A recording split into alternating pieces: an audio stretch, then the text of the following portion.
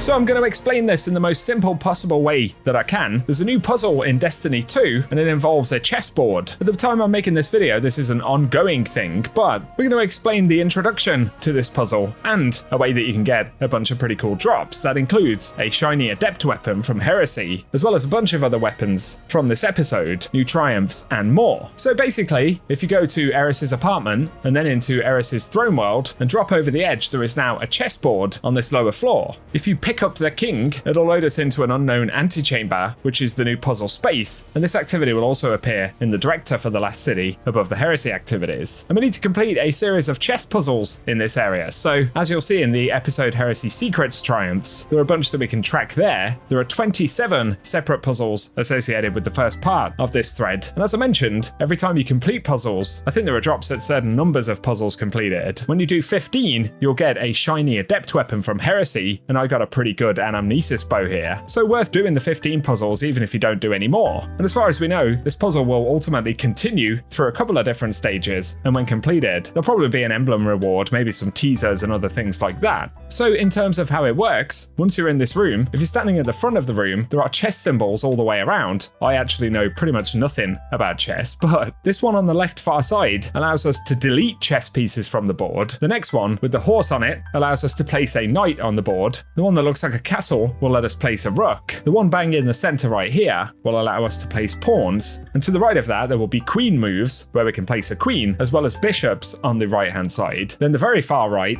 allows us to take action, which basically, when we shoot the bottom of one of the chess pieces, it will convert it from black to white or white to black. And to actually place a piece on the board, say we're placing a pawn, we'll have to actually shoot the board, but given that we need to make specific inputs, you'll basically have to hit a certain coordinate on the board. So along the bottom, we have A to H on the grid, then up the sides, we have 1 through 8. And using that grid, we'll be able to input a series of different solutions. So the first solution on the list right here, which has been put together by a bunch of folks at Raid Secrets, and often it's better to ask on Reddit who's got a thread about this. So I'll link their ongoing spreadsheets and lists of different inputs down below. Check the pinned comment for those. But the first solution, as we can see, is to place a pawn on E6. So we literally stand on the pawn icon in the middle and look for the position of E6 on the board, and then we shoot that grid and a pawn will appear on E6. That's basically how the whole thing works. Some solutions will contain multiple different inputs, so it could be to take the queen that's placed on E2, for example, which will mean we need to take action against them, and when we shoot the bottom, it will turn from black to white or white to black. And then the second part of the same solution could be to put a pawn on E6.